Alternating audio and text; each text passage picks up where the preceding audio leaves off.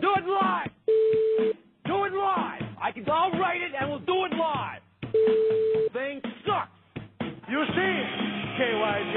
Things have changed just a little bit since the last time you were here. I think you should see your oculus. Nothing wrong with my feet. I'm talking about your eyes. I can even make my ass do tricks. Watch this. You have any idea where you are? You're in the jungle, baby. This is WCW. That's right. Hold on. For over 10 years, the world's #1 source for professional wrestling news and information. And once again, here's your hosts, Damian Nelson, Frank Cosentino, and the man they call Meathead. This is the Pro Wrestling Report on 540 ESPN. Well, history has been made, ladies and gentlemen, and it was made just this past Monday night as WWE and TNA went head-to-head in the reinvention of the Monday Night Wars. Amazing discussion to come in this action-packed 2 hours of the Pro Wrestling Report. We're live on 540 ESPN and ESPNMilwaukee.com. Damian Nelson sitting here alongside the man they call Meathead and the Cause, and we're going to soon be hearing from David Hero, who is down in Tampa, Florida right now. And, gentlemen, what a night in professional wrestling this past Monday. 8 million people. 8 million people, the most in almost a decade, tuned in to watch professional wrestling on Monday night. And, gentlemen, that is the true success story for us, the wrestling fans. But before we get into that, let's talk about how you can interact with us tonight. The number you can call and be a part of the show, 276-ESPN, or all over the world at 1-800-990-ESPN. Meathead is manning the Champmosphere at our website, which you can, if you're following us on Twitter or if you're a registered user of the website, check your email or go to Twitter, find out the temporary site location. Right now we're dealing with some website issues, but we've got a site up and running, and the Champmosphere is going there. We'll be going to those comments after each and every commercial break. And as I said, join us on Twitter as well. PWR show is the name on Twitter. We're going to be taking your phone calls later on here in the program. We've got several people waiting right now on the lines. However, we want to make sure we get to everything that there is to talk about. And, gentlemen, let's start off by going around the room, and we'll start with you, Frank Cosentino. The Cause, Monday night, the war, the first battle in the war launched by TNA against WWE. Frank, who won and why? Wow. Well, first of all, let me say that it was historic on both. From a wrestling fan, from a wrestling perspective, it was historic.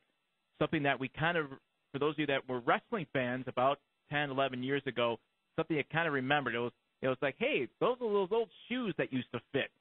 It kind of brought you back to that. As far as who won, we're not talking ratings. We're not talking any other measurement, but your opinion. My opinion, wow. I'm going to say that WWE wins the evening just from my perspective of trying to tie some loose ends, whereas TNA was opening up new ends, I guess. So from my perspective, I think WWE wins. I know we'll break it down and everything, but it just so much history in both shows. It's years and years of history there. And you can break it down, and we could do like a 10-hour show right now based on both shows. You could do a 10-hour show. Oh, we can go. We can do a marathon. We could. But as far as to answer your question, I think WWE wins in my opinion. And I'll, there's not enough time to break down exactly each reason, but we're going to go into great detail on both shows as this show progresses and talk about those 11 new superstars that debuted on TNA, and obviously the big news on the WWE side of things, Bret Hart's return to professional wrestling. This is the Pro Wrestling Report on 540 ESPN. Meathead, Monday night, WWE Raw versus TNA Impact. TNA had its most successful night ever. WWE, nothing to sneeze at their results either. But in your opinion, Meathead, from watching both shows, who won and why? And I don't need to go into a whole thing about what is the definition of win and blah, blah, blah. Not going to do that. 2010, it's a new year. All right. But thank you. TNA won, and the wrestling fans won, and WWE didn't lose TNA won because they've got more people that watch the product now than ever before in one night. The fans win because there's something relevant going on consistently now with wrestling. There's buzz. There's talking. And again, any attention is good attention. Right. Okay? WWE didn't fail. They didn't lose because they didn't lose any viewers, and they also continued their product on. Again, with the exception of the Bret Hart thing, what really piqued everyone's interest, with the exception of Bret Hart, Shawn Michaels, Bret Hart, Vince McMahon, it was status quo. Mm-hmm. And real quick, as you make that point, we've got callers on hold right now. We've got some guests coming on, specifically David Hero, so we're going to dump our callers now. We'll let you know when you can call back to discuss the Monday Night War from this past Monday night. Anyway, just to wrap it up, I was actually done, but I'll throw a little bit more in there. Again, there were no losers. There were no losers on Monday at all. I know that I guess the question is, what show, when you were done, so you know what, I like this one tonight. If we're talking product-wise, I've said this over and over now in the last 2 days, the TNA product-wise killed WWE, product-wise. Because, again, they had everything to gain. I mean, they hotshot an entire show, 3 hours worth of a show. You had no idea what was going to happen. With the WWE, Bret was going to be there, but it was going to be status quo for the rest of the show. So you were just satisfied with WWE. It's like, yep, I knew it was coming. I got a new piece. I got a new taste. You knew it was coming, and you're happy with it. But here's what I want. Right now, we're going to check the stream at ESPNMilwaukee.com. I understand we're having some problems with that. And a lot of you joining us on TalkShoe, where you could also listen live. But, Meathead, I want an answer. I want to know from your opinion. I don't want to hear this. Both shows won, neither show lost. Which show won the battle as it pertains to you? Not talking about ratings. We already quantified it. But which show won? So there had to be a winner. There had to be a loser. It can't be equal. No, that's never true. There's never, it has to be a winner and it has to be a loser. In this instance, there has to be a winner, has to be a loser. There is no loser. So how can you quantify having a loser? Again, WWE didn't lose viewers. I mean, just like I've said before, WWE didn't lose any viewers. Right, but we're not rating it that way. Just that's your view. It is my view, and I'm telling you that's what my view is. Mm-hmm. All right, well, we still have yet to hear Dave Hero, who will be certain to answer the question here on this issue of the Monday Night War and which show did better than the other. We are going to take a timeout. And, again, an action-packed show coming up here from the Pro Wrestling Report. When we come back, David Hero's perspective, and we're going to talk about all those names that came back to TNA or came to TNA Impact this past Monday night, in addition to detailed discussion on Bret Hart's return to WWE after a 12-year absence. The conversation continues in the chatmosphere at the website, and we'll be right back. This is the Pro Wrestling Report on 540 ESPN and ESPNMilwaukee.com. For the latest interviews, blogs, contests, and more, log on today to the all-new ESPNMilwaukee.com. Oh, no. Have you been drinking tonight, sir? I've had a couple. Please step out of the vehicle, sir. Good people make mistakes. Two wrongs may lose your rights, so when your world seems to be crashing down all around you, don't make another stupid mistake. Contact Milwaukee's criminal defense attorneys at the law offices of Deruta and Forstall. Call 1-800-NOT-GUILTY. That's 1-800-NOT-GUILTY. The fact is, you shouldn't drink and drive. However, any average person can make the wrong decision and get behind the wheel of a car. The law offices of Deruta and Forstall, with over 35 years in combined experience practicing criminal law, handles DUIs, license suspensions, drug charges, misdemeanors, and felonies. If you've gotten yourself into a bind, call the law offices of Deruta and Forstall at 1-800-NOT-GUILTY. That's 1-800-NOT-GUILTY. Don't allow two wrongs to lose your rights. Just remember 1-800-NOT-GUILTY. Milwaukee. This is a public announcement of an emergency golf liquidation at Wisconsin State Fair Park. This weekend only. Our banks and creditors demand immediate liquidation of millions of dollars of golf products. Up to 80% off. Callaway, Ping, Cobra, TaylorMade, Mizuno, Top Flight, Cleveland, and others. Woods from $10. Golf shirts, 10. Iron sets, $49. Shoes, 10. Putters, 10. Bags, 19. Gloves, 5. Plus a huge selection of left-hand sets. Emergency golf liquidation sale. This weekend only. Wisconsin State Fair Park. Also available, custom-made clubs. Complete set of clubs Gloves, including irons, drivers, and a bag, $99. Hybrid woods, $19. Kid sets, $19. Sand wedges, $15. Gloves, shoes, apparel, bags, gloves, balls, clothing, and more. All up to 80% off. Emergency golf liquidation sale. This weekend only. Friday 12 to 8, Saturday 10 to 6, Sunday 10 to 5. First 500 people each day get a free round of golf at Fox Hills Resort. All items must be sold immediately. Don't miss this event. Sorry, no rain checks. Some items limited to one per customer. Golf liquidation this weekend only at Wisconsin State Fair Park. Hi, I'm Andy Schlesinger, president of Andrew Toyota Scion. It's been said that word of mouth is the best form of advertising. With that in mind, I invite you to listen to what our customers have to say. Whatever I needed, the service was done in great timing, and I was totally satisfied. A few years back, had extensive damage to one of my vehicles, and fortunately the body shop did such a nice job, you couldn't tell it from new. I was very pleased. Andrew Toyota Scion, 15th and Silver Spring, where customer service is not a department, but our passion. Hi, I'm Tom Kelly. I'm a husband, father, grandfather, and a salesman, and I work really hard to get my customers a great product at a great price. So when I went looking for a new car, I wanted the same, and that's exactly what I got at Andrew Chevrolet. Trust me, you can trust Andrew Chevrolet. At Andrew Chevrolet, customer service is not a department, but our passion. To find out more, we invite you to stop by Andrew Chevrolet at 15th and Silver Spring or visit us online at trustandrew.com. This is Packers wideout Greg Jennings.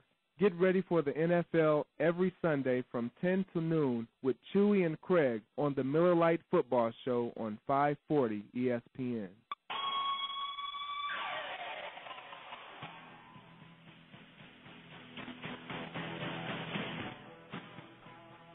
Welcome back to the Pro Wrestling Report, our first ESPN radio broadcast of 2010. Happy New Year, everybody. Frank, what is that? We're live January 6th, and coming off the heels of the big Monday night battle from this past Monday between WWE Raw and TNA Wrestling. Meathead in the Chatmosphere at PWRshow.com. What kind of comments have we had during the timeout? Well, Switch, one of the users in the chat room, had mentioned that, TNA was good, but WWE was better. Again, we're going to keep debating this over and over. Well, that's his opinion. He's entitled to it. We're going to keep. I'm not saying he's wrong. I'm not saying he's right. Just saying we're going to keep debating it all night long. I know we're going to be hearing from Dave Hero pretty soon. So I don't know. All right, and that conversation continues at the website during all of our timeouts. But gentlemen, I guess it's my turn. The clear winner on Monday night was TNA Wrestling, and I say it for these reasons. They brought the additional viewers to Monday Night Wrestling, and they put on their best show in the history of the company as far as an overall entertainment show. They debuted, I believe, 11 new talents to the company, many of which nobody ever speculated would be a part of that show on Monday, and they brought their A game. Whether you like what they did or not, I do believe you have to have an appreciation for what effort they put into what they did. Is it a one-trick pony? Are the guys too old? Are they washed up? Are they able to deliver in the ring? All those questions are out there, and we'll talk about some of the answers to those questions here tonight. But TNA, they didn't deliver Monday night. They over-delivered. And the ratings were as follows. WWE getting a 3.6 for the big Bret Hart return on Raw. That number is exactly the same as the week before. That, in my opinion, is a problem. TNA Wrestling got a 1.5 rating. Now, comparatively speaking to WWE's 3.6, that doesn't sound all that good. But here are the facts about that 1.5. Over the course of the 3 hours, over the course of during the first hour when they were unopposed, they got a 1.7, overall getting about 2.2 million viewers. It was their highest rating ever. It was the most watched TNA broadcast in the history of the company, and they did it in one night, and they did it against WWE. They did it with all of the speculation out there that they hadn't done enough to make it work and make it happen. They put all those naysayers to rest. Now, should they have done a 3? Should they have done a 4? Should they have done a 5? I don't think so. No. They were on a night that they've never been on before, aside from that one clip show debacle that they did a couple of years ago when Raw wasn't on.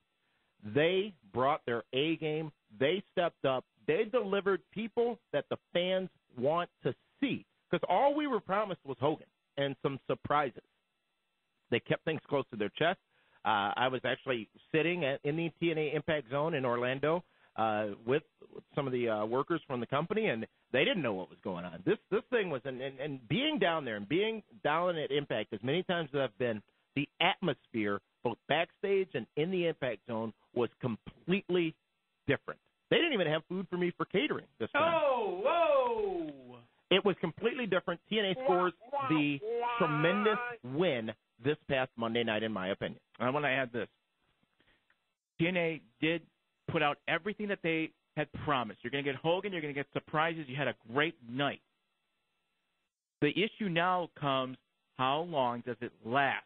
You literally laid out everything. You had Hogan. You had Flair. You had basically NWO.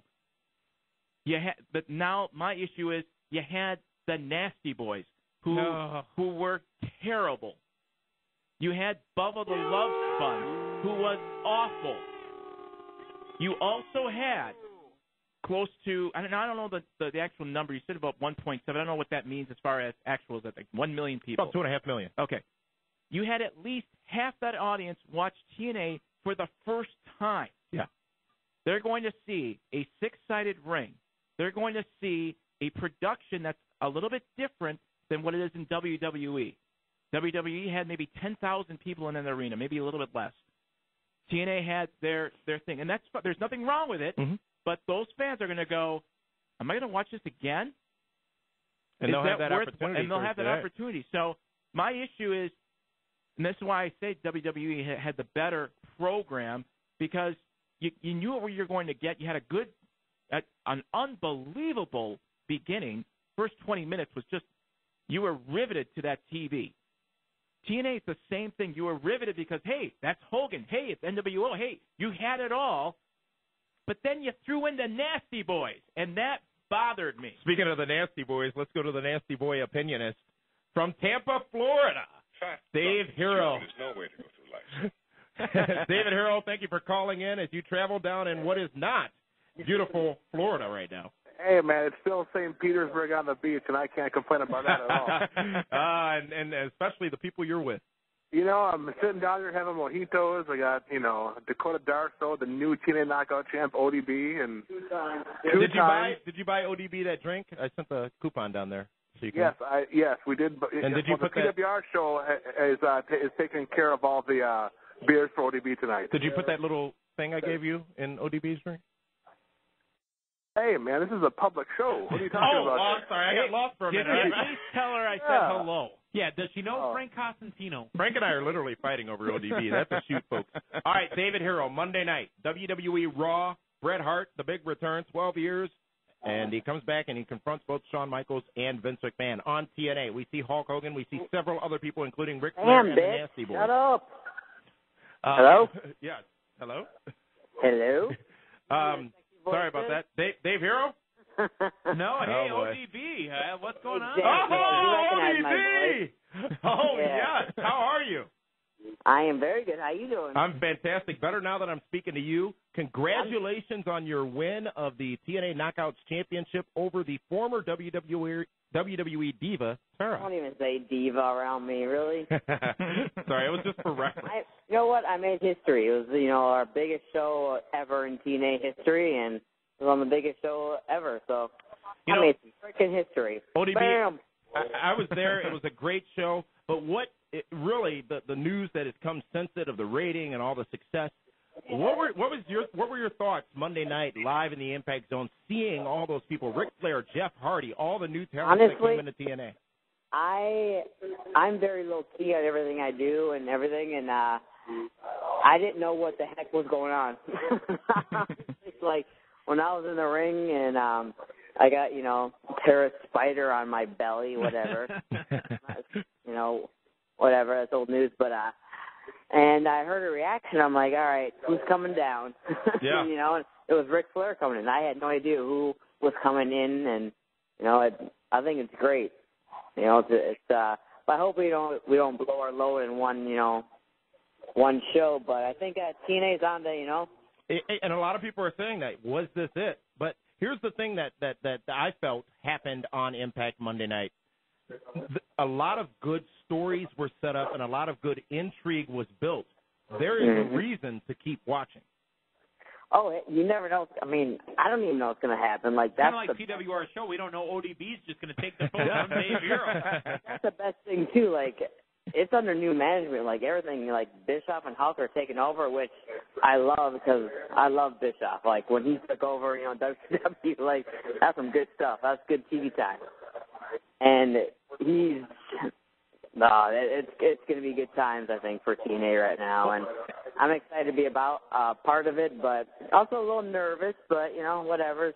Yeah, and TNA did a lot of very smart things. Firstly, featuring two great Knockouts matches, one featuring yourself, the other featuring the TNA Knockout Tag Championship. Oh, heck yeah. That was a great match, the tag match. Exactly. Wow. And what they did was really show how TNA is different from WWE and really gave those fans the opportunity to see not only a different organization, but something different within that organization as well. You can't even compare the Knockouts with the Divas. I mean, you know what I mean? Like all of us Knockouts, we're all so different, and we've all paid our dues and been in Mexico, Japan, and all over the world, and good times. Now, what do you mean when you say you're nervous? Is it nervous because you're anxious of the next week, or you're nervous because now you're really on the map? A little bit of both. I'm a very impatient girl, and I kind of like it, not knowing what's going to be happening. I think TNA needs a change, and this is pretty big for us. So I'm very excited, especially since I signed a multi-year deal. So there you go. Well, ODB, we don't want to pull you away from the festivities going on down there too long. Thank you very much for talking to us a little bit about that huge Impact this past Monday night. And let's not forget, I believe you can re-watch that show this Thursday night in Impact's regular time slot. Oh, can you? I didn't even know. I need to start doing get out of my little box I live in. They gotta put you on the memo list so you start. I don't get nothing. I don't go on the computer. I don't even own a computer actually. Well, ODB, it's not a DVR, so. Again, congratulations on regaining the TNA Knockouts Championship. We appreciate you spending. Champ, oh, yes. Oh, sorry about that. Speaking of Knockouts, Thank you for joining us, ODB, here on the Pro Wrestling Report. All right. David Hero. You guys drinking over there? Not as much as you, but I wish we were. ODB on the Pro Wrestling Report. And, again, the Monday Night War. The Monday Night War is it's got so many people talking. We want to give you, the fans, the opportunity to call us in and be a part of the show and talk about what you thought happened. We're going to be taking your calls in the last 15 minutes of this hour. The number 276-ESPN or 1-800-990-ESPN. Gentlemen, there's so many surprises, not only from this show, but obviously from World Wrestling Entertainment and TNA Wrestling. We talked about the ratings, and Frank, you had some questions before Dave Hero popped on about those ratings. 2.2 million. TNA peaked at about 3 million total viewers during the Hogan segment when Raw came on the air. So at that point, there were a good number of people watching wrestling all over the world. And as I said, that total number of 8 million, we said it at PWRshow.com. No matter what were to happen last Monday night, no matter what were to happen, the fans would be the winner. Absolutely. And 8 million people, the largest audience in almost a decade, tuned in on Monday night. And quite frankly, you have one organization to thank for that. And I don't care the fallout from saying this, but it's TNA Wrestling. This is the Pro Wrestling Report on 540 ESPN and ESPNMilwaukee.com.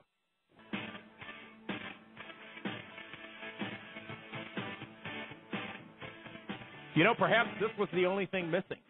I got to give props, though. I don't know who did it. Was it Jimmy Hart? Hey, we didn't see Jimmy Hart Monday. I just thought about that. There was one guy we didn't see. Yeah.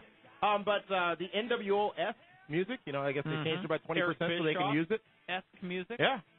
I mean, just it was a knockouts all the way around. It was a historic And night. if you guys don't mind, I'm just going to leave because I'm getting on a plane going down to Tampa. The state that ODB was in could be in my favor.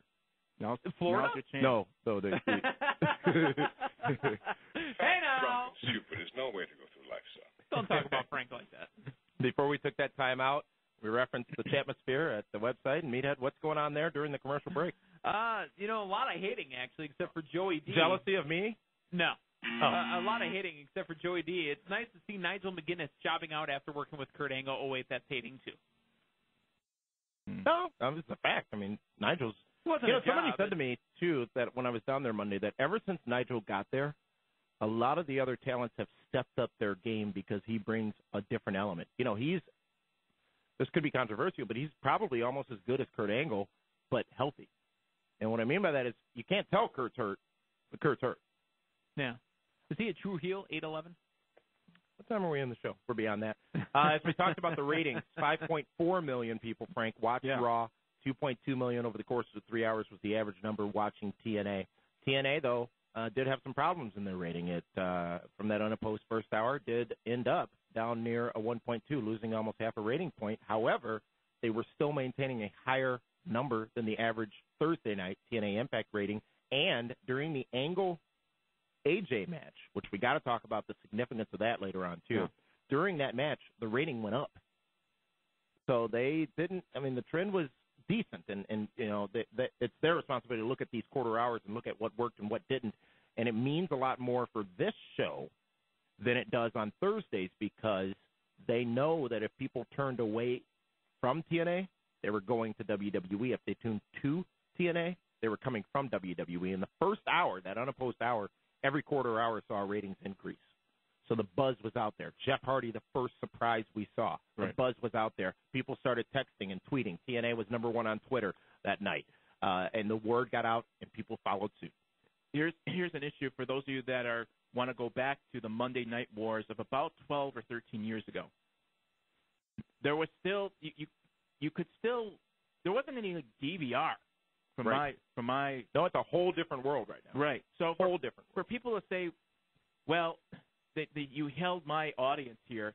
From my standpoint, I DVR'd Raw. I was watching Raw most of it, but I DVR'd Raw, and then okay, I'm going to watch TNA, especially the end, and it all worked out fine. So you got to put that in perspective when you're looking at comparing the two. I don't think it's fair to compare what it was 12, 13 years ago to what it is now. Also, DVR, another perfect example of the DVR is the PIP, picture-in-picture. Exactly. A brother like myself was watching both shows at the exact same time. Hey, you guys heard we're going to get some snow tonight. Oh, here it comes. Here we go. What do you mean? Oh, we're getting snow. 6 to 12 inches, about 6 inches out in the suburbs, 12 in the city. Now, crickets, maybe? Here's the other thing that I was looking at for TNA's number. They started off red hot, 1.7, highest they've ever had. What you're looking for, though, is a consistent number throughout. Now, you don't want to see too much of a dip, but at the end, you want to see an upkeep. And what I was hoping for TNA's perspective, was that 1.7 to come back. And it didn't, which may have gotten some of that audience to go, you know what? I thought maybe Hogan was going to wrestle. I thought maybe there was going to be maybe Flair was going to get in and wrestle. Now, that might be a good thing because maybe those fans and viewers will come back next week to see if they will. Now, I have no idea what they're going to do with Ric Flair, whether he's going to get in the ring or not. But Ric Flair doesn't know what's going to happen to Ric Flair. Oh, no, it's crystal clear what's going to happen with Ric Flair. What did he do? First thing he got there, beeline, AJ Styles' locker room. During the match, comes out, watches AJ versus Angle. AJ's the champion and needs to be proven. Needs to be proven to the new fans of TNA.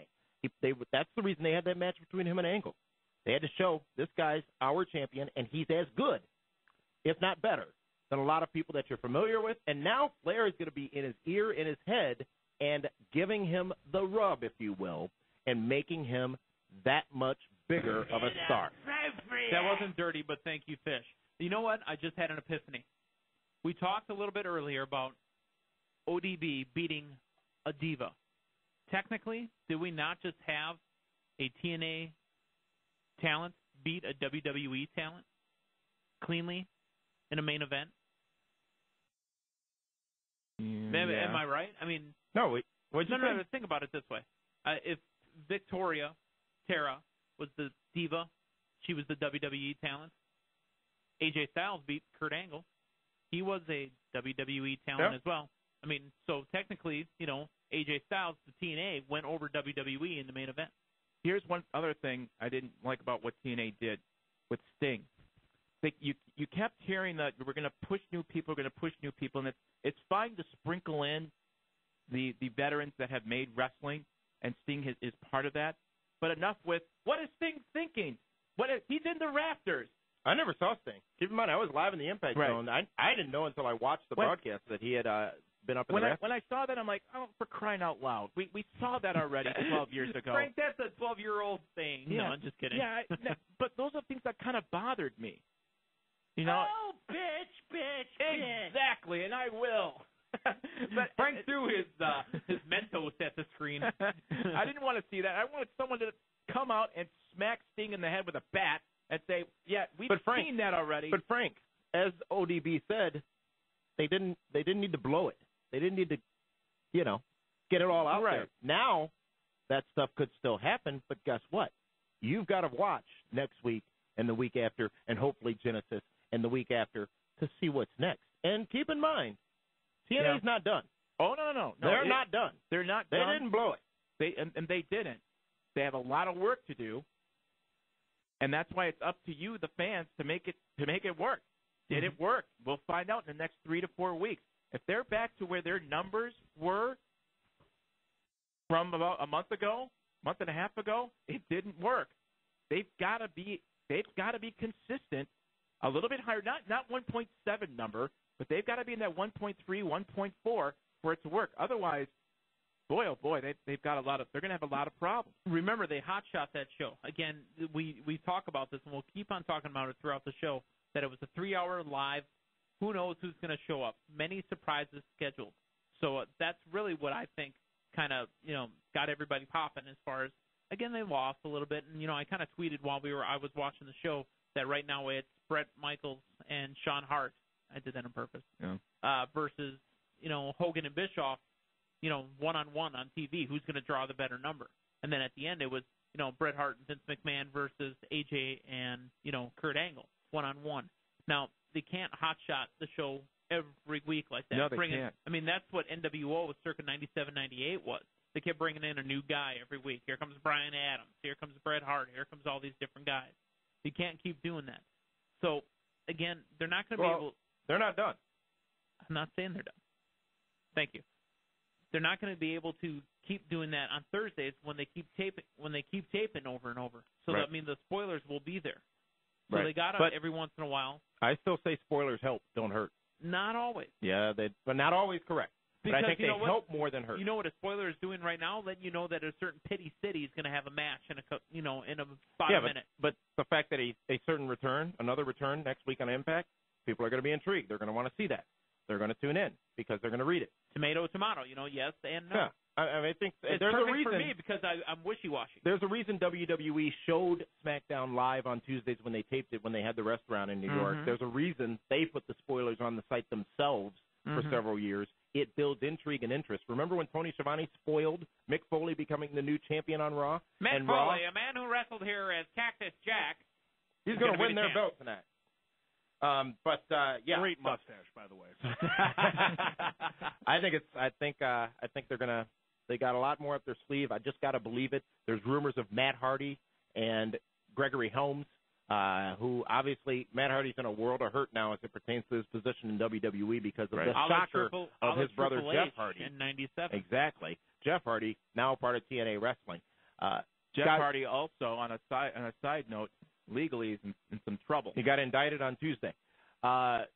We're going to take your phone calls. The entire next segment is dedicated to your phone calls. The fans now have the opportunity to speak out, as only the Pro Wrestling Report will allow you to do so. The number, 276-ESPN, again, 276-3776, and also all over the world at 1-800-990-ESPN, 1-800-990-3776.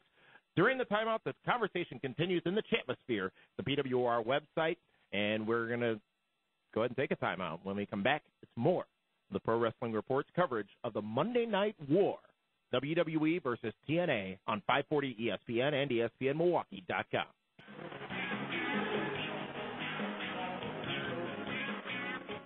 Welcome back to this epic edition of the Frank World Order. Yeah. The Pro Wrestling Report. We're live January 6, 2010. Our first show of 2010. And, gentlemen, I got to tell you, the air is different here tonight. The air in Milwaukee is different here tonight because in the wrestling world, 8 million fans came back to professional wrestling Monday night and had a choice. They had a choice versus the gorilla known as WWE and the beanstalk known as TNA. Like either or, there was a choice. And much like when you go to the store and you want to choose between brands, you want a better price, you want a better quality, you want a better service or whatever, you did have that choice again. I think the choice was which one am I going to watch live and which one am I going to tape. Valid point. Very valid point. But and nobody tapes anything. They DVR stuff. They and we'll get DVR numbers probably in the next 2 or 3 weeks. And Thursday night, tomorrow night's Impact rating is going to tell a huge story. If they built enough intrigue with these 11 names from Monday night, which we'll go over in-depthly in a few moments, if they built enough intrigue from what they delivered on Monday, they have a chance now for those 5.4 million people who are watching Raw to tune in to Impact. Now, there's no way that's going to happen because, 10% of the wrestling fans will go on the Internet, see what happened or whatever. Otherwise, they're not going to hear about it. But Thursday's rating, if they do the same thing they did on Monday, that's huge. They do more than they did on Monday, that's tremendous. If they don't do as well as they did on Monday, so what? Right. It's a replay. Let's go to the phones again. It's all about your calls in this segment. You can join us on the phone lines. As callers dump off, call in. We'll take your call. Fish is going to be working the phones. His fingers might start on fire. It's hot in there. The number 276-ESPN, 276-3776 here locally in southeastern Wisconsin or all over the world at 1-800-990-ESPN, 1-800-990-3776. Thanks for your patience to all of you who have been on hold. Let's go first to Gilberto in Florida. Gilberto, your thoughts on the Monday Night War from this past Monday night. Hey, guys, what's going on? Not much. Yeah, first of all, I want to say, I'm a WWE fan, but I've been watching Impact since 2005 when it was on Spike TV, and I was watching TNA live because I was going to watch the replay of Raw tonight, and I only flipped to see how Brett would look, and he looked good. He sounded good. But TNA, that first hour, they brought it out the house. They made you familiar because they knew that they were going to have fans that were watching TNA for the first time, and they wanted to make you feel familiar with Jeff Hardy coming out, with Ric Flair coming out. I would admit I marked out for Jeff Hardy. But all in all, I thought TNA did a great job, with the beautiful people, with Val Venus coming back, Orlando Jordan, just so many names showing up out of nowhere. People you would have never thought of, Gilberto, I would assume. Yeah, Are you anywhere near Tampa? No, not really. I'm a little up north. Oh. Okay, because we want you to watch out for Dave here when apparently ODB moving out of my girl. Drinking. Yeah. Anyways, Gilberto, thank you very much for calling in. Thanks for your patience. We're going to talk more about your call in just a little while. Let's go out to the East Coast now. Rob in New Jersey, your thoughts on this past Monday's war between WWE and TNA. Hi, gentlemen. How you doing? How was your holiday? It was great. Hey, guys. I wanted to talk about basically Brett coming back. For me, it was probably one of the most, I had goosebumps all over my body. I cried, It was just, I was in tears when I saw him and Shawn hugged. I thought I would never, to me, it was almost like Rock and Hogan shaking hands at WrestleMania 18 in Skydome. It was just a nostalgia feeling. And just to let you know about taping, I actually did tape both shows in different rooms in my home because I don't have DVR. I don't have the package. But I watched TNA for the first hour and compared that when I watched Raw for that whole 2-hour thing, but then I switched back. Well, what are your thoughts on that comparison that you made? Oh, man. Really, for me, I think overall, obviously WWE had a better rating, but as far as people really wanted to see what was different, you have to give that to TNA because, there's no question about it that you're going to have big names, including David Hero's favorite, the Nasty Boys. They actually came back. 3 times, by the way. 3 times. Yeah, because I've been listening on the report. It was just hilarious. Well, Rob in New Jersey, we appreciate those comments. We do have to move on. We got a lot of people waiting to call in, and thanks for your patience as well. Let's go now down to Orlando, Florida. Glenn, you're live on the Pro Wrestling Report. Your thoughts on the Monday Night War from this past Monday?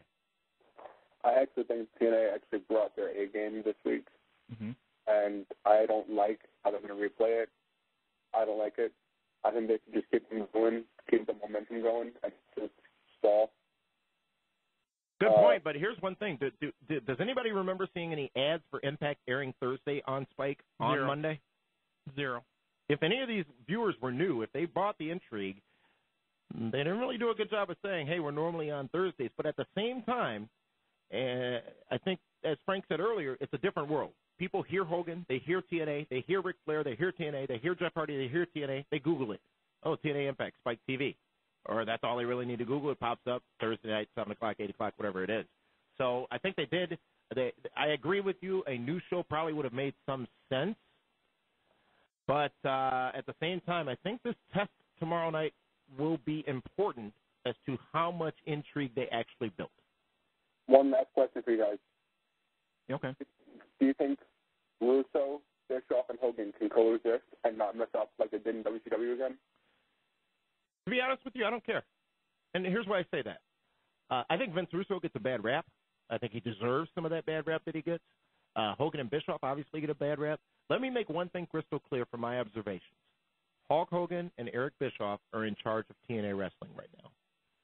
And, you know, they're running things through Dixie, I think. And, you know, she's ultimately saying yes or no, perhaps. But they're the two that are running the show. They're in charge. And Vince Russo has his role, as Hogan said. Vince Russo has his role. You need somebody like Vince Russo to put it all together. You need a traffic cop. You need somebody who's the glue. And that's what Russo's doing, ensuring things happen as planned and planning out those things and writing the show. And again, remember when Vince Russo was tremendously successful in WWE? He had a clearinghouse. When left alone to run rampant on his own, the results are not as favorable. I think that's a learning experience from back then, and I'm hoping that we don't see anything like towards the end of WCW, when we saw the NWO towards the end. They weren't pushing the young wrestlers, and it just became so stale where you didn't want to watch anymore. You want to see those stars. You want to sprinkle them in because they deserve it, because they worked hard all their lives. Sprinkles like on a donut? Yeah. But I hope that, you know, we do see these new stars that actually end the show, push those guys, because those are your future.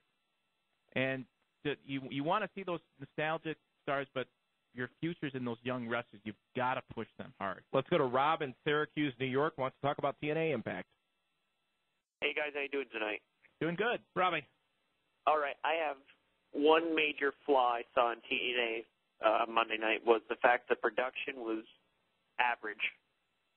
With the fact that it's a man's technical TV show like Spike TV, why did they censor out Victoria's butt crack? Oh, they tried to. Well, yeah. I don't know if I have an answer for that, but yeah, that was one of those oh crap moments, because they cut to it was pre-taped because the asylum was still there, the Steel Asylum was still there, so they just cut to something to get out of it. But I think they had it for a censor. They probably had it up on a different screen. They cut camera forward. It's automatically a picture, a still image. Well, they have their people they need to answer to as well. They are TV 14, so I don't know if I fully understand, but there was a lot of crack. Yeah, and the fact that you could only hear every other word that Bischoff and Hogan said after they were saying. Because of the beeping, yeah. Yeah, it was. Well, but again, it's a whole different scenario. That was intentional. They did that intentional, knowing the beats would be there, knowing the censor would be there. That's them trying to be edgy. That's why that was done. No, because they couldn't have anticipated the chant at that time. I mean, it looked like bad production value. Well, Rob, that's a valid point. Thank you for the call. I will say this, though. It's a completely different situation when you're in an edifice that is huge. They can seat 15,000 people, and you've got mics strategically placed throughout the place, and you can only you've got to preserve zone in the ring and where the mics are being used, as opposed to TNA, which is in a sound stage. Everything that you hear, you're going to hear. They really don't have much of a way to get out of it. And they did do it when Hogan was talking to Jarrett. They just simply cut off the crowd noise completely, because it got to a point where you couldn't really hear what he was saying, because they had to cut out every few minutes because they were chanting bad things. Right. It will get better as the weeks go on. But I will also say this. I know we have to hit the break. At the end of a program, at the end of of a great match between AJ Styles and Kurt Angle, way too many breaks where you're trying to get to a flow of a match and you're riveted and you're seeing a lot of pins, and then you take a near 4-minute break after seeing 4 pins within 2 minutes. That's something they have to fix. You're going to lose a lot of viewers that are they're going to, when is this coming back? You know, they just had it. Those are things that they're going to have to fix. When we come back, we will talk about the conversation which continues in the chatmosphere at the PWR website, and we're going to continue to talk about the Monday Night War, specifically Bret Hart and his segments on Raw this past Monday night as the guest host. This is the Pro Wrestling Report on 540 ESPN and ESPNMilwaukee.com. 540 ESPN.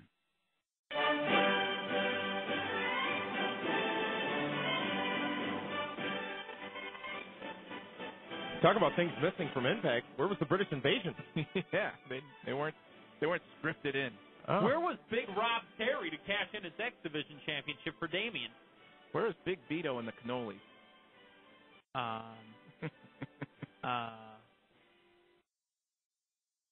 Yeah, I don't know. Yeah. Well, you know what?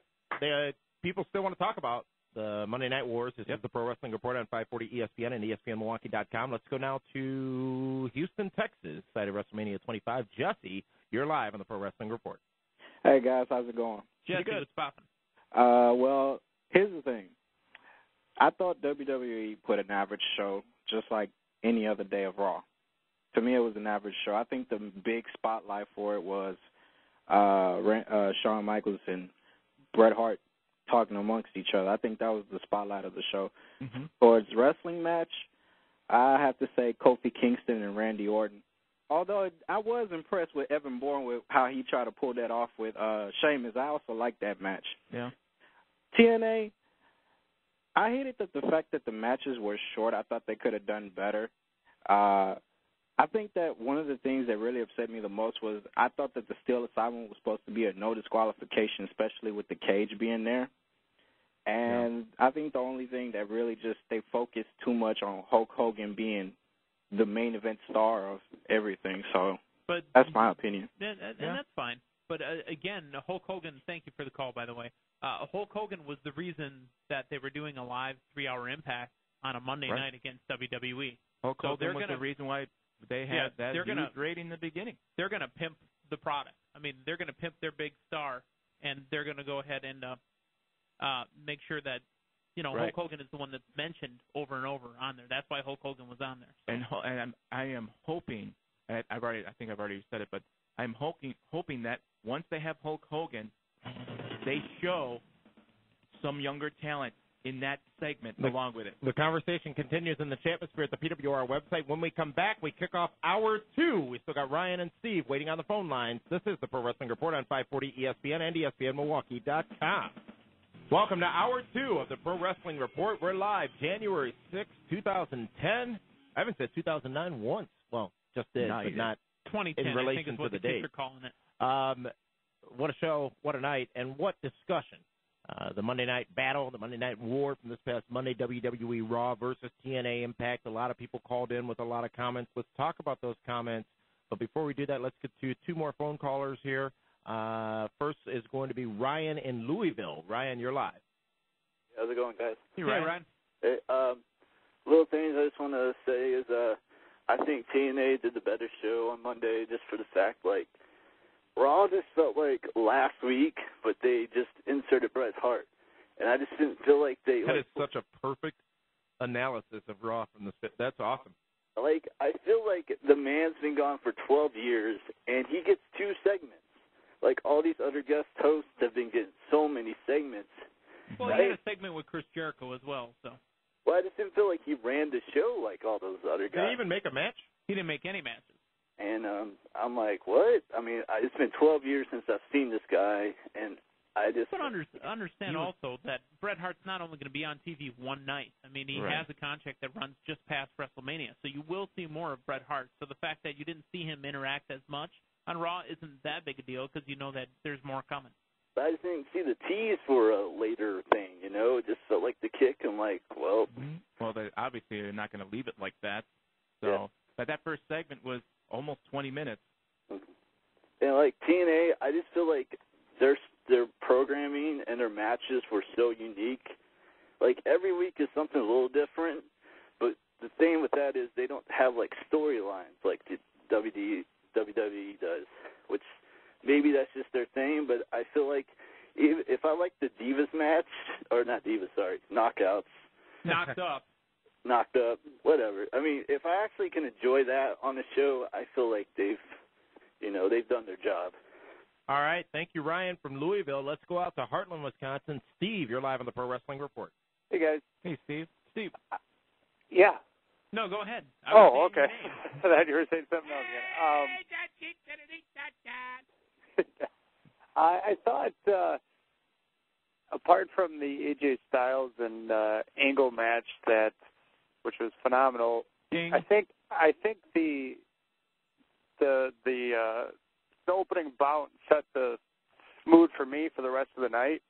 With the fans were chanting, I did not like it at all. I thought they force-feeded every single one of those other wrestlers down their throat, like the NWO B Squad. It seemed like all the has. That's what it felt like to me. Well, I understand, and that's what you're going to get the main feel off of it. But how did you feel about the two women's matches? I mean, again, the women's tag team match, and the knocked up champion, or the brand new knocked up champion ODB, who apparently didn't beat up a quote unquote diva because she doesn't use that word, but she beat up on Tara.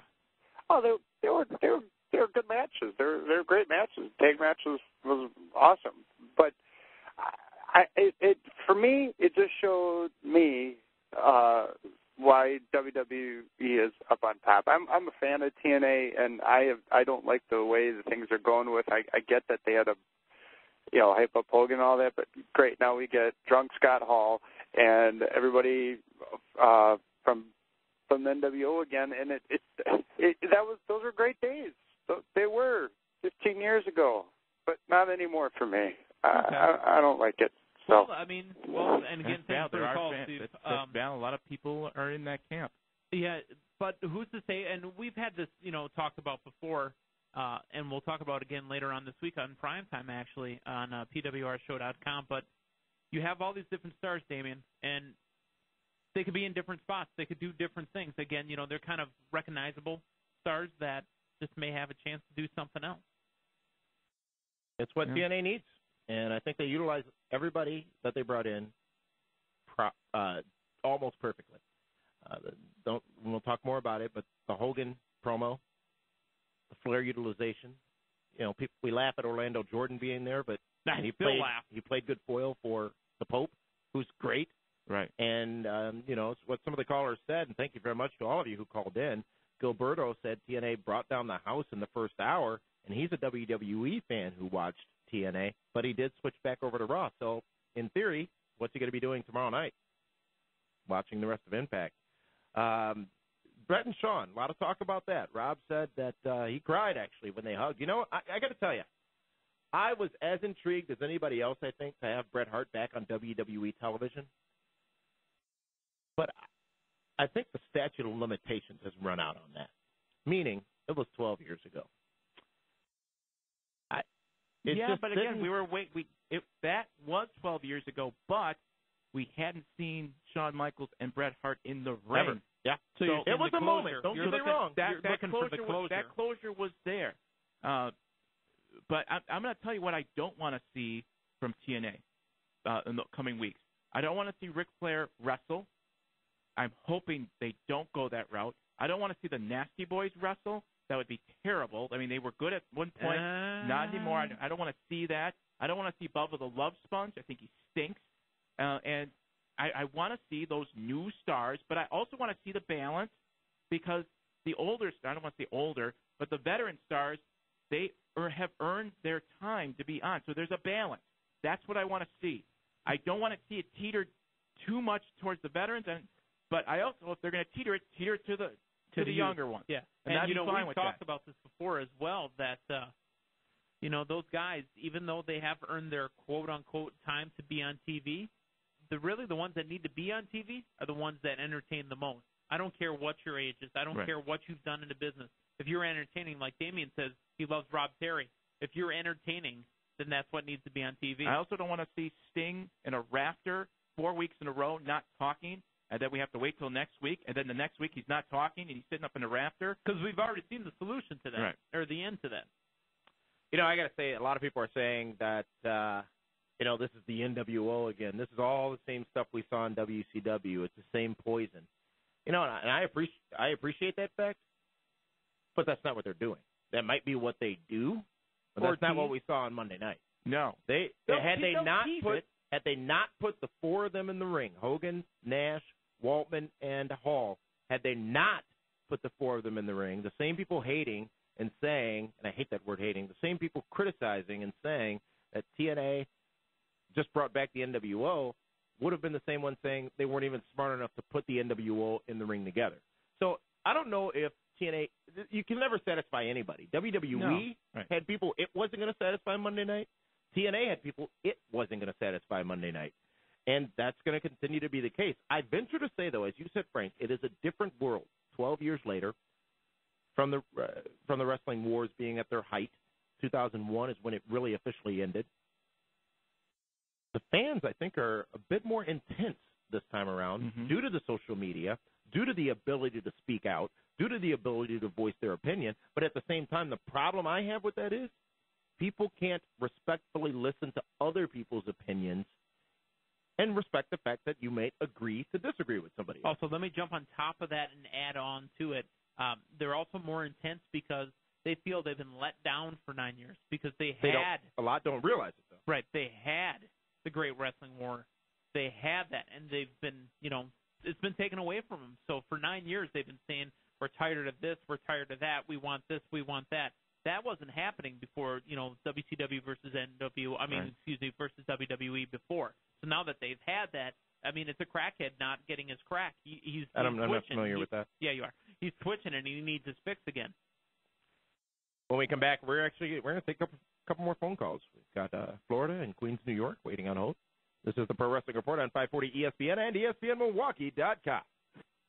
For the latest interviews, blogs, contests, and more, log on today to the all-new ESPNMilwaukee.com.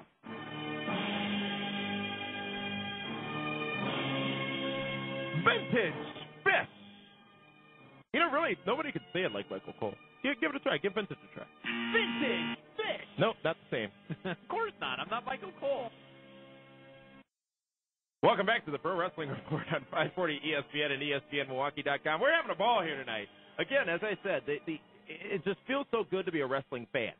Feels so good to be a fan right now because the amount of discussion, the amount of passion, the amount of commentary out there on this situation, that being between WWE and TNA, is fantastic. And hopefully, we all realize that no matter what, we, the fans, are the benefactors. Just like Brother Love had a benefactor in Ted DiBiase. As long as we, the fans, realize that, all's going to be good in the world. Now, Meathead, so much more to talk about. Before we get to our phone calls, if you're on hold, feel free to give us a call back. We're going to take calls at the bottom of the hour so that we can get to these next few things. Was Bret Hart on Raw a home run or a base hit? Well, I'm going to go to the chat-mosphere. Because they were talking during the timeout. There was a question towards you, Damian Nelson. Damian? Because you were live in the Impact Zone. I was there. How did you feel when the chant came out and who needs Bret? Who needs Bret? Who needs Bret? I thought it was interesting. But at the same time, why was Chris Jericho doing Hulk Hogan poses on Raw? That was Chris Jericho doing Chris Jericho stuff. No, that was Chris Jericho just being himself and doing his thing. Mm-hmm. So was it a hit or a home run? A home run or a base hit? Base hit. Well, I would say it's probably a ground rule double. I'm not familiar with that term. Yeah, we know. And that's why I did that, to kind of put you out there on Front Street. Ground rule double, basically meaning we're on Wisconsin Avenue, 310. Ground rule double, basically meaning to the sports fans that it definitely delivered. First segment, last segment, and a segment in between with Chris Jericho. It delivered. It's built up for the for the program that's going to run all the way through WrestleMania. It wasn't a home run. It was a one bouncer. Really, basically meaning that Bret Hart, all he had to do was jog his way to second because there was no effort there. I know Fish and everybody else here at the sports station that we work at understands the sports reference, but Damian, I had to break it down for you. Oh, and you had to bring it up. If you want to go, we can go again. The fans spoke. The fans did, and trust me, you lost that one just like the No, fantasy it's battle. not about You winning lost and that losing. one. I ain't about winning and losing. I have my opinion. You have Only yours. because you lose. I don't want to have this argument. 2010. I'm a let's winner, go. winner, chicken dinner. 2010. Churches. 2010. What? Yes, that's the year. Why do you? What does that mean for the thousands of people listening right now? Nothing. So let's move on. Bret Hart home run or base hit? It was a fly ground tri-ball triple sec double. You know, you need to turn in your man card. Honestly. I didn't think it was. It was somewhere in between. Again, the Bret Hart Shawn Michaels thing. Tons of intrigue. I thought it fell sort of flat though, and I'm not sure what I was even expecting. The Vince McMahon Bret Hart thing. Great television. Great angle.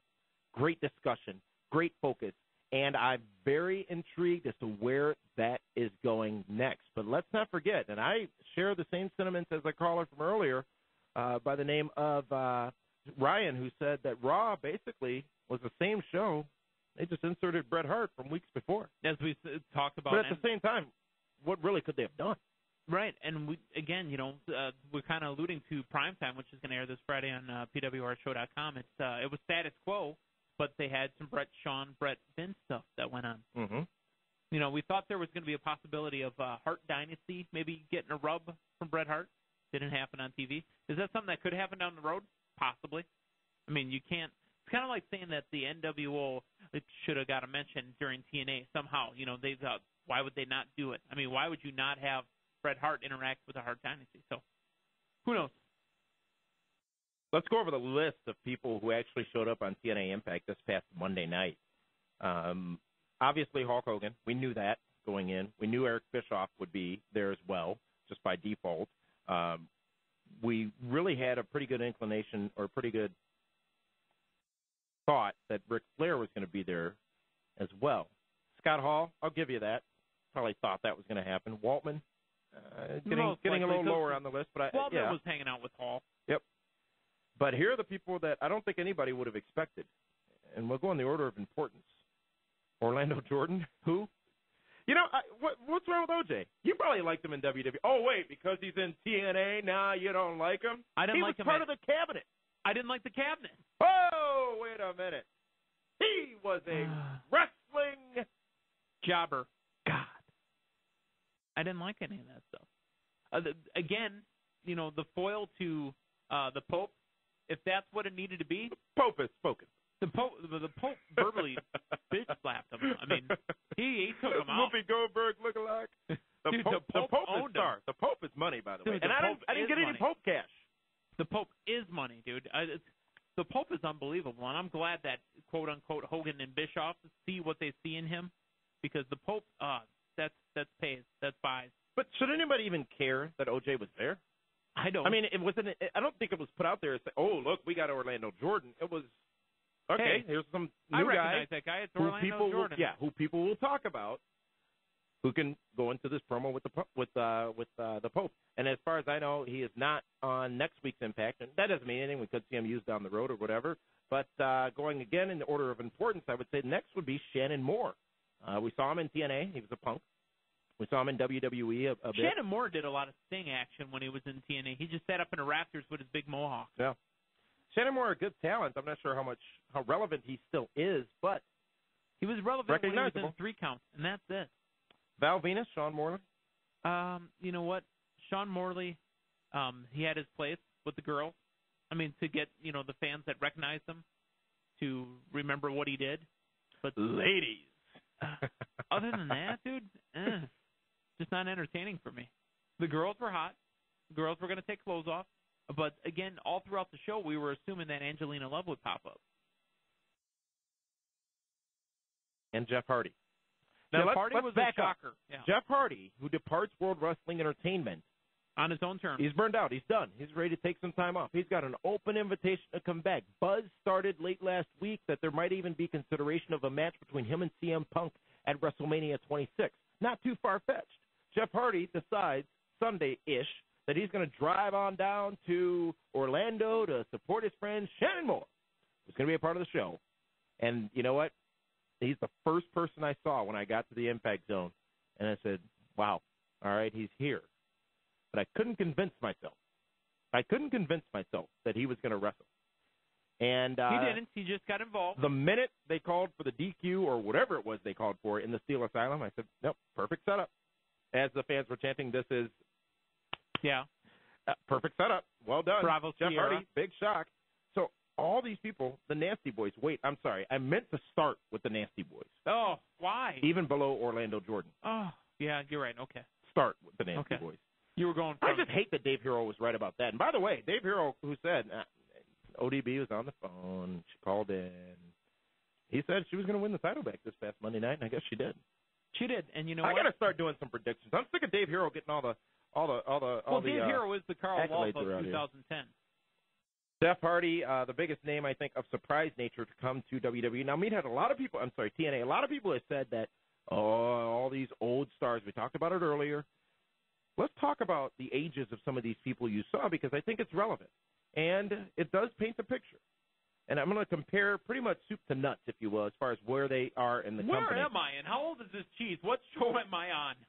Hulk Hogan, right now, 56 years of age. Yes. Vince McMahon, right now, 64 years of age. Yes.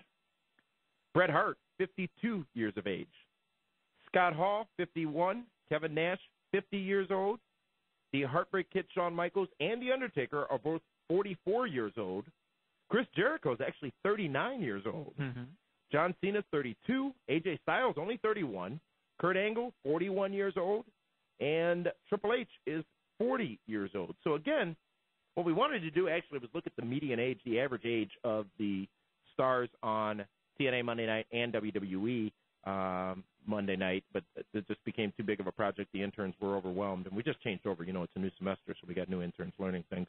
But what do those numbers mean to you, Meathead? Because I'm not sure. What is an old star now? Is Undertaker past his prime? I Probably. think what the numbers are a little misleading because we're going by age.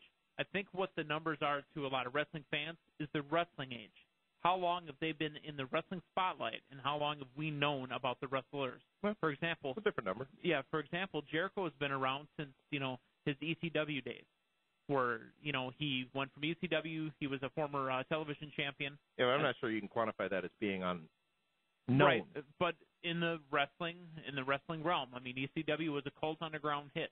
Okay, he jumped over to WCW. He became the Lionheart, Chris Jericho. That's where he got known. Triple H has been on TV consistently since, what year? 96? 97? 95? He's been wrestling, I believe, with WWE prominently since about 94, 95. Okay. 98 was when he made his rise. Undertaker. 1990? 89. 89 Survivor Series? Or 90 or 91. Okay, it was 90, late, I thought it was. But Chatmosphere will correct it for us. But again, Undertaker's been around for 20-plus years now. Okay? So, I mean...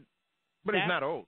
And what I mean by that is the character and the fan buy-in for The Undertaker is not old, because he still brings it. And I think that's really what matters. Can these people still bring it? And I'm not just talking about in the wrestling ring. They're more passionate. Can they still bring an overall piece to the product? And is that piece the size that they should be getting? Meaning, is the role that Hall and Waltman, is the role that they're going to play in TNA compared to the role of the younger stars, is it fair? Are they truly there to elevate those stars who we may not know yet, or are they there to take the spotlight? And we don't know the answer to that yet. But unfortunately, a lot of the fans are going to get the instant feel that, Hall's there for Hall, Waltman's there for Waltman, Hogan's there for Hogan. But Hogan addressed that. Verbally. And doesn't mean he's done it with his actions, though. You watch the show. AJ Styles versus Kurt Angle, the main event, the rub from Hogan at the end to AJ. They showed it. 1 week. I know. It was the most important week. So far. I'm going to give them the credit. They may for go back, but I don't think they will. Cubs fan 42240 in the Chatmosphere says Batista is 40, MVP is 36. Good points. Two people that probably should have been included, but were forgotten. Keep in mind, both have very young stars. I'm not sure how old Sheamus is, but I know he's under 30. Morrison, young. So many young stars. TNA, so many young stars as well. The key is balance, and quite frankly, I don't look at The Undertaker and say, oh, he's 44, I'm not going to watch. I don't look at Shawn Michaels and say, oh, he's 44, I'm not going to watch. He's probably still one of the best workers in the business between the two companies right now. The great thing about The Undertaker and Shawn Michaels, actually, is they pace themselves throughout the entire year. I mean, how often do you really see Shawn Michaels even wrestle? Yeah. Same with The Undertaker. Yep. Is there any chance that a hardcore fan for either organization would have ever been receptive to the other organization's show? What was good or what was bad about the other show? Do you think they could have, in general, the hardcore fan, do you think they could have really made a statement, not riddled with passion, but a statement about the facts of what they thought was good? Can they give credit to the other company? It depends, and this is unfortunately going to seem like a slight, but it depends on that person's age and their mental mentality. I think it's their brain age, not their physical age. Right, that mental mentality. And we're not knocking anybody. You know what? It's all about opinion. You have yours, I have mine, Meathead has his. Everybody has their own opinion. Dave Hero has an opinion, and that's what we brought him on for. And feel free, he is the official opinionist. And feel free to share those opinions. You can do whatever you want. But, again, I think if you look at the facts of what happened, the one thing you can't deny is the fan was the winner this past Monday night. The wrestling fan, not the WWE fan, not the TNA fan. And remember what I said several weeks ago on this program. I was that guy in 1996, 7, 8, when my beloved World Wrestling Entertainment was being destroyed by the better product at the time, WCW. I had my blinders on and could not see, did Watch not want episode to 1 see, of the did Pro not Wrestling want Report. to be a part of anything WCW stood for because it was stepping out my comfort zone being WWE. So I appreciate the point, but again, as Frank said earlier and as I say now, things have risen to a different level here in the wrestling business this day with the social media networks that are out there and the ability for fans to discuss their feelings and thoughts. And you'll have the chance to do that here on the Pro Wrestling Report when we come back on the phone lines, the number 276-ESPN or 1-800-990-ESPN. The conversation continues in the chatmosphere at the PWR website. And when we come back, more on the Monday Night War. This is the Pro Wrestling Report on 540 ESPN and ESPNMilwaukee.com.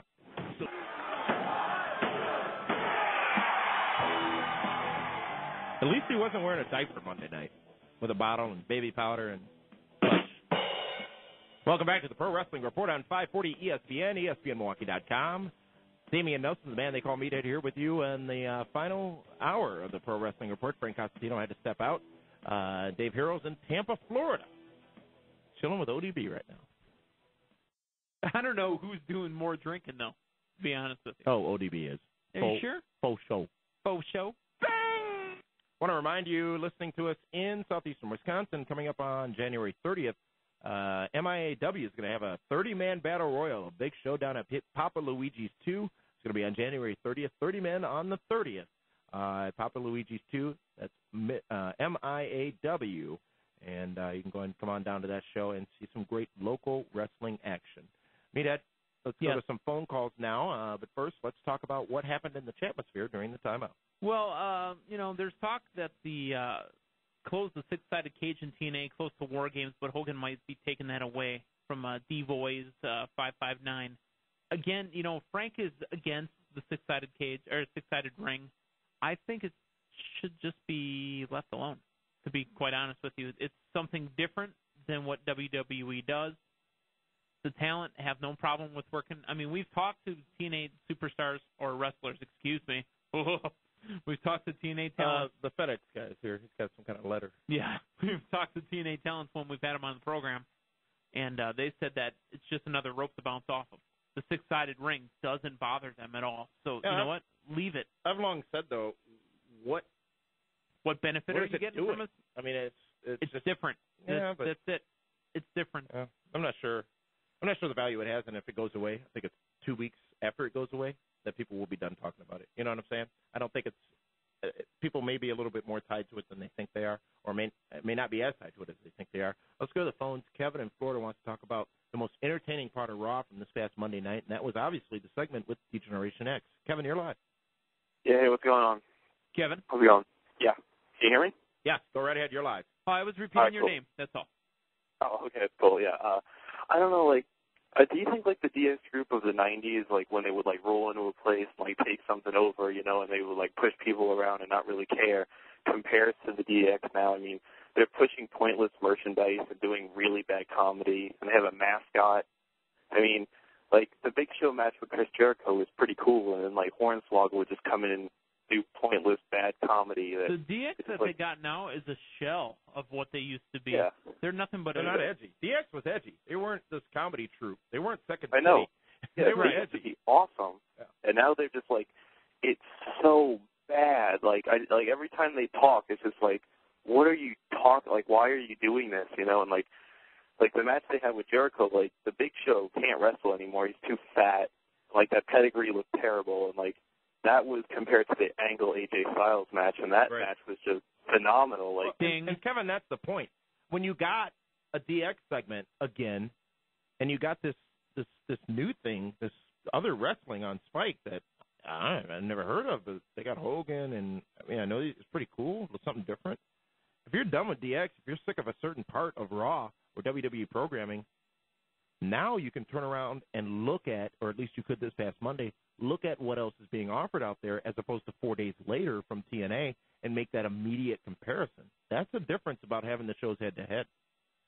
yeah, I know. Like, it's just like depressing, you know, to see like DX used to be so cool and just like really awesome, like, and now they're just so bad. It's like if the DX in the 90s is like the Dark Knight, DX now is like the 60s Batman TV show. Hey, whoa. That's a bad analogy because the 60s Batman was awesome. No. Comparatively speaking. Reverse it. Yeah. Put the thing slim in a plan yet, you know.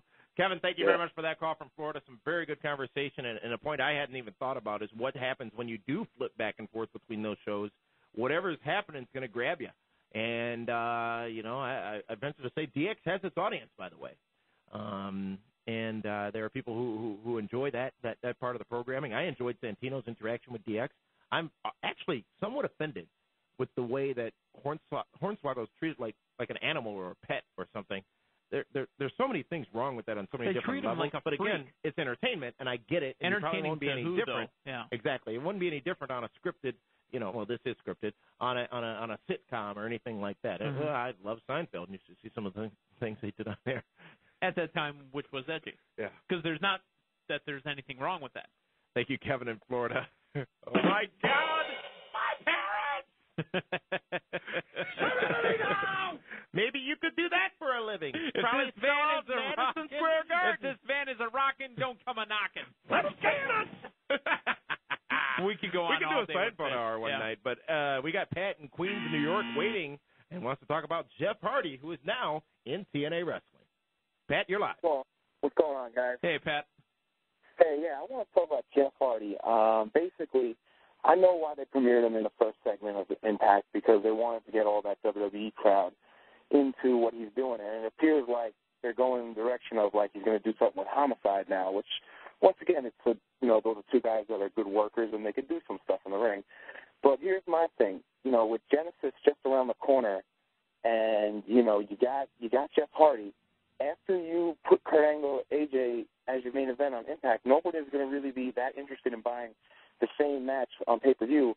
Why not have Hogan be like, you know what, we signed the biggest free agent in the world, AJ, and now you got another test, and he was just the champion 6 months ago, and now he's your opponent at Genesis, Jeff Hardy, and that would have been like a great closing to Impact, I think.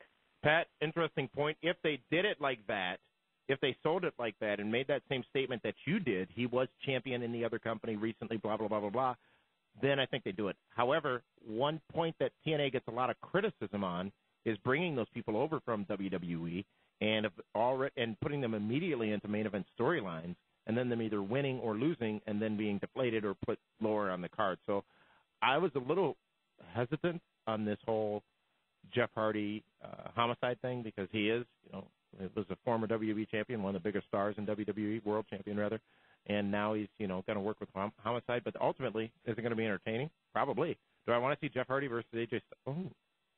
Oh, we've seen it before.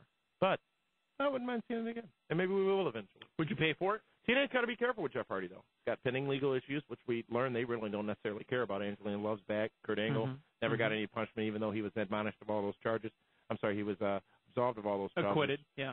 But actually, that's a legal they've got to term. be careful. They've got to be careful, and I think that, that there was so much they were missing as far as being able to run the business as a wrestling company. And I think they showed this past Tuesday, whether you liked what they did or not, that they did things smart for the business, their business. They didn't do what WWE would do. WWE didn't do what they would do, but they did what they thought was right. Each company did what they thought was right. And, again, the fans won. 8 million of us did. Let's go to Julio in California. You're live on the Pro Wrestling Report. Hey, how you guys doing? Julio, what's happening? Hey, nothing much.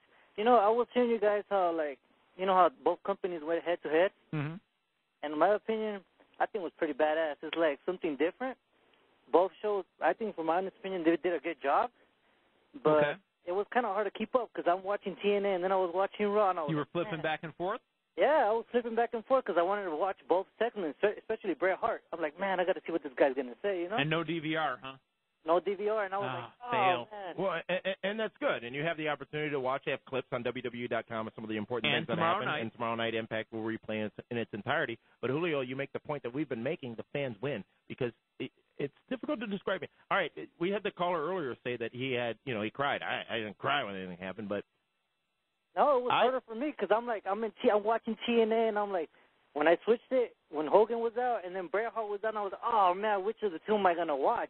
Well, you know? I had goosebumps in the Impact Zone Live, and it wasn't cold in there. It was cold outside, not cold inside. I had goosebumps because there was just so much happening. And to be honest with you, and I don't care what kind of backlash comes from saying this, I was proud of TNA.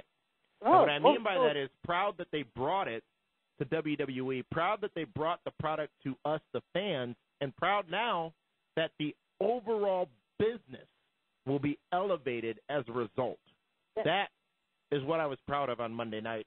And, you know, as I said and as you said, TNA delivered something.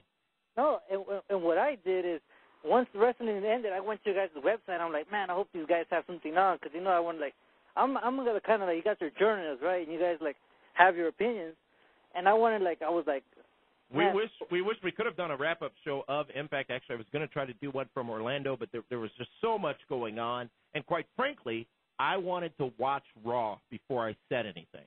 I wanted to watch Raw before I said anything. I wanted to get the ratings information before anything was said. I wanted to get all the information to be as professional with the opinion, if you will, as we could be. And that was why there was no update out there. And it would have been a lot more emotion had the update been done right away. And thank you very much for that call. Julio out on the West Coast in California. We've got Dave waiting in Waukesha. We're going to take you when we come back.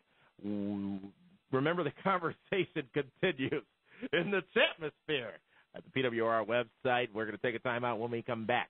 More on the Monday Night War from this past Monday. This is the Pro Wrestling Report on 540 ESPN and ESPNMilwaukee.com. Welcome back to the Pro Wrestling Report on 540 ESPN and ESPNMilwaukee.com. We're live Wednesday, January 6th. Hey, that wasn't the date. That was the day. You kind of got the date right. The day that is important is Monday, January 11th. The Pro Wrestling.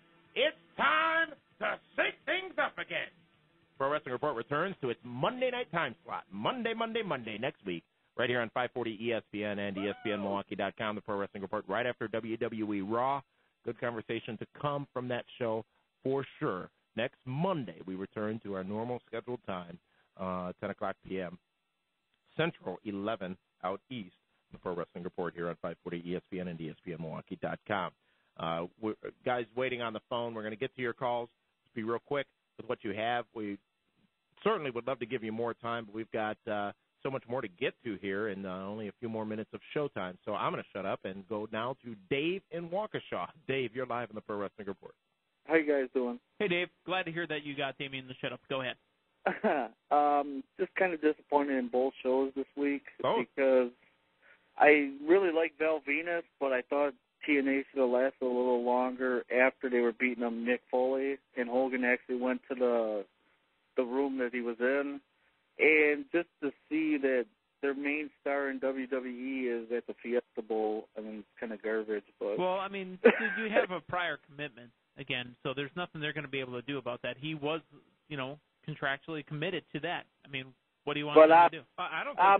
I'm really not a John Cena fan, but I don't think your biggest night against Hulk Hogan is, I mean, Jericho is the biggest star ever, but and hey, the caller before, Adam West and Frank Gorson are the best thing that ever happened to Batman. Thank you. So, dude, Adam West is the man. He's the mayor of Quahog. And King Kong Bundy is the best thing to see live. You saw him live out at the comedy show? He's one of the best things I ever seen. Well, Dave in Waukesha, thank you very much for that call. And you can see footage of King Kong Bundy, actually, from his time here in Milwaukee at blizzardbrawl.com. Blizzardbrawl.com. Let's go out to Brooklyn, New York. Carlos wants to talk about TNA Genesis. Carlos, you're live. What do you have? Hey, what's up, guys? Carlos, what's popping?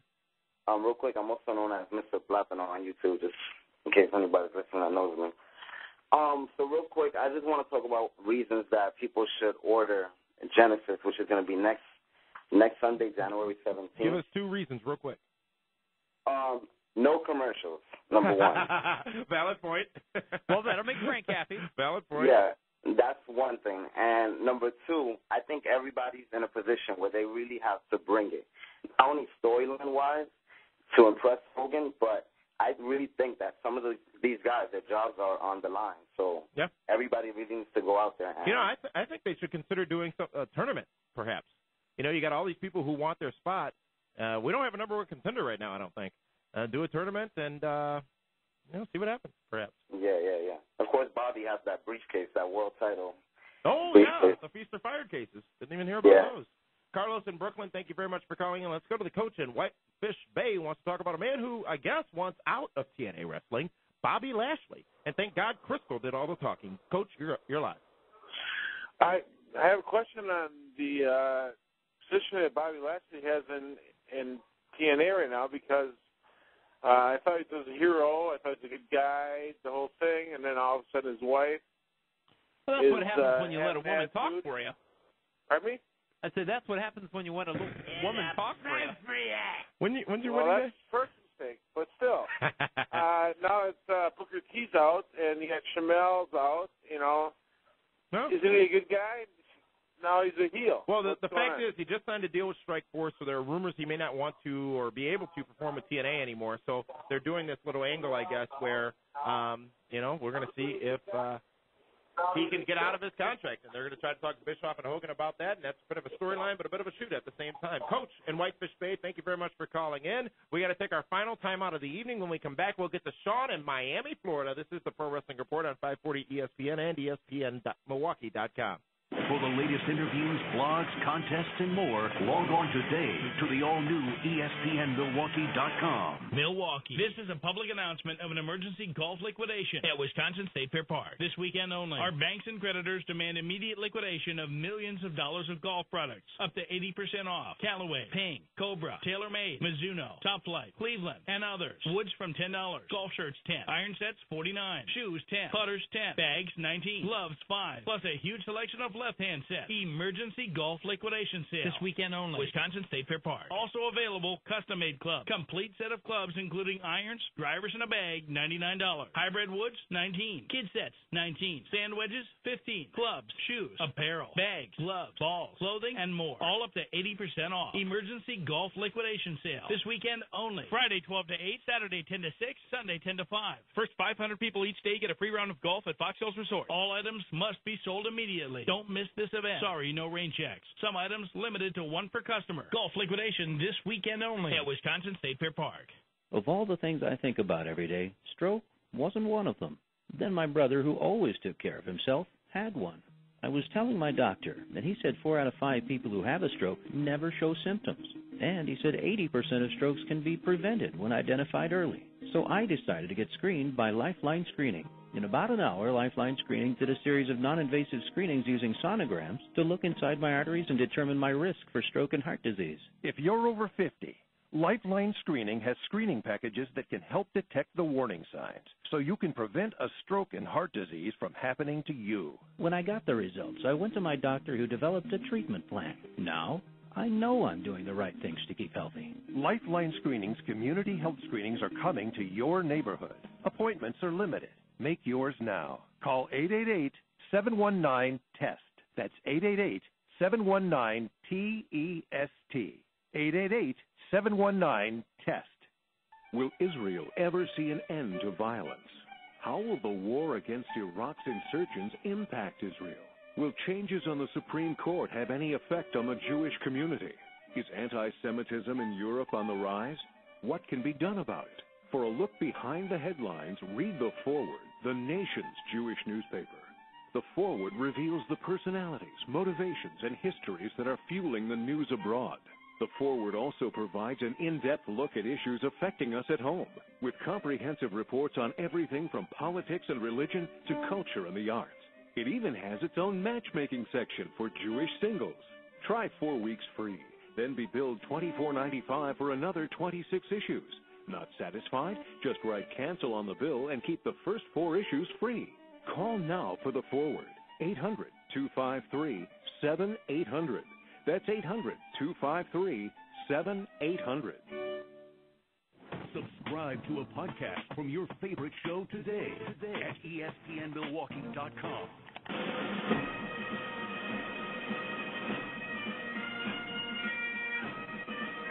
Welcome back to the Pro Wrestling Report, the final segment of the night. And we want to thank all of you for joining us and being a part of this program. Lots of calls, great discussion, and obviously a lot of talk and a lot of feeling, a lot of emotion out there about WWE and TNA. And I want to summarize the statement, all that I've talked about tonight with this following statement. WWE put on the show they planned to put on. They put on the same stuff they've been putting on for the last several weeks. It wasn't horrible. It wasn't spectacular. It was an average Raw. TNA stepped up and had to deliver and did deliver something worth discussing. Like it or not, they delivered something worth discussing. So at the end of the day, and I don't want to beat this dead horse, if you will, but at the end of the day, we're the winners. We have better wrestling products, at least from TNA at this point. So what you're saying is that answer that you just gave is kind of like the answer I gave at the beginning of the show. No. I picked the show, though. I picked TNA. You still didn't pick a show, and that's fine. If you don't want to pick a show, that's great. Don't get out about it. Let's go down to Miami, I just Florida. LOL'd twice. Sean, you're live in Miami with a quick hit. One of our last callers. Hey, how's it going? Hey, Sean. Yeah, I just want to talk. I've been watching WWE since I was a little kid. I'm 22 now, but WWE, they don't really even wrestle anymore. I mean, they have wrestling matches, but it seems like an hour and a half of it is just people talking about pointless promos and like they just take up so much time with talking when they finally do wrestle. It's not a very spectacular match. I mean, I can count the times a week where I go wow, that was a really good match. It's on mostly TNA? No, with WWE. Well, WWE, if you ask Al Snow, which is what it is, it's the 7 Deadly Steps. Well, but keep in mind, too, TNA for a while said this is wrestling. TNA knows they've got a fan base that wants to see professional wrestling matchups. Exactly. They're not afraid to call themselves wrestling. TNA, I love having DVR now because you can just rewind it, and some of the matches they have, that Kurt Angle AJ Styles match was just phenomenal. It was so good. But WWE is not about that. They can do it, and they have done it. They can do it. Do you think the lack of competition because they can just get lazy? Absolutely. I mean, the writing is so god-awful now. Yeah, absolutely, that's a factor. Sean, got to cut you there. Feel free to give us a call back or drop us an email. Let's go down to Carl on the north side, our final caller of the night. Carl, what do you have? Hey, Double D. Carl Wesley, love Muhammad Weiss. Mighty Google loves Junior Obama III. One of the original hosts of the Pro Wrestling Report. Carl, welcome. Thank you for calling in. Hey, if Bret Hart can come back, so can I. Hey. You've been waiting for your spot, huh? Yeah. Hey, congratulations on your show. This show is great, man. Thank you very much. Gives me a reason to listen to AM radio once again. But I want to say 2 predictions. Macho Man is going to return. Got to dye his beard first. What's next? I'm not dead. The Packers will not pull it out this Sunday. I hate to say All right, Carl, thank you for calling. Now. Bye-bye. Thank you for the call, Carl. All right, Carl Wesley, love. Thank you very much, gentlemen. Again, all over the world, thank you very much for tuning in to this program. The conversation continues this Friday at PWRshow.com. We appreciate your patience with the issues we've had with PWRshow.com over the last few weeks as well. We also appreciate those who got the email earlier tonight. Go ahead and help us out, try to get these issues resolved. You can do so by looking at that email. But this Friday, PWR Primetime Meathead On Demand, we're going to talk more about this, a whole another 30 minutes of discussion on the Monday Night War, and it deserves it. That's this Friday, right after WWE SmackDown in our market here in Milwaukee, Wisconsin, and on demand at PWRshow.com. Thank you, all of you, for tuning in and being a part of the Pro Wrestling Report. We'll see you Friday for prime time, and we'll see you again next Monday, 10 o'clock p.m. Central Standard Time, right after WWE Raw. This is the Pro Wrestling Report on 540 ESPN and ESPNMilwaukee.com. Bye.